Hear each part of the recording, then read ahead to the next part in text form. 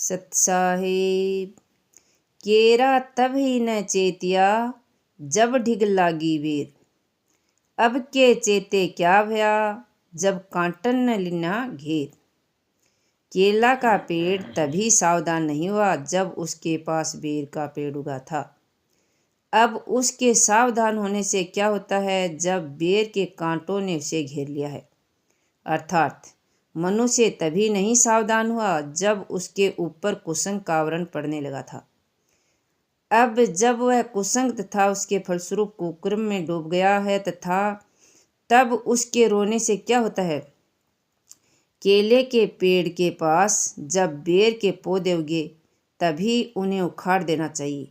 इसी प्रकार कुसंग का संयोग आते ही उससे सावधान हो जाना चाहिए। कांटों से घिर जाने पर बचना कठिन है, कुसंग से जकड़ जाने पर उसके प्रभाव से बचना मुश्किल है। जो लोग कुसंग में रस लेना शुरू करते हैं वे यह नहीं समझते कि इसका परिणाम आगे चलकर बड़ा भयंकर एवं दुर्गामी होगा।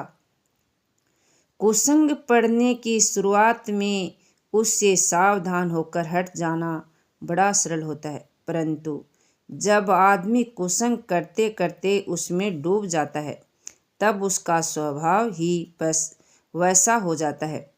तब वह कुसंग और कुकर्म के कारण उसके बुरे फल से रो सकता है, परंतु उससे बचना कठिन हो जाता है।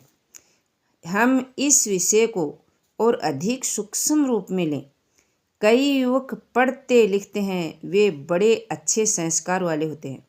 वे धर्म, अध्यात्म तथा लोक मंगल की भावना को समझते हैं, परंतु वे व्यामोहवश शादी विवाह के चक्कर में पड़ जाते हैं और थोड़े दिनों में सांसारिकता के कांटों से इस तरह जकड़ जाते हैं कि उनको रोते भी नहीं बनता।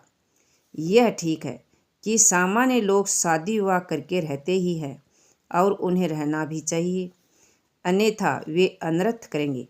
परंतु जो ज़्यादा समझदार हैं, जो आत्म कल्याण और लोक कल्याण को समझता है, यदि वह शादी विवाह एवं सांसारिकता के कांटों में फंसता है तो उसे पीछे केवल पश्चाताप हाथ लगता है, क्योंकि एक बार दुनियादारी में जकड़ जाने के बाद उससे छूटने वाला विरला होता है।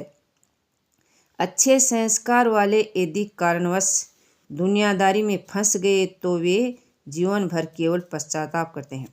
इसका अर्थ यह नहीं है कि जो एक बार सांसारिकता में फंस गया वह निकल नहीं सकता। मनुष्य में पक्के निश्चय की वह महान शक्ति है जिससे सारे बंधन नष्ट हो जाते हैं।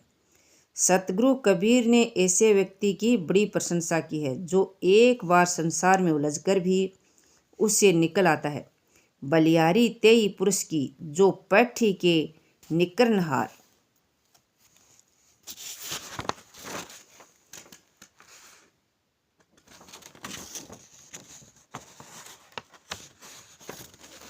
मनुष्य को चाहिए कि वह पहले ही कुसंग से सावधान होकर उससे दूर हो जा।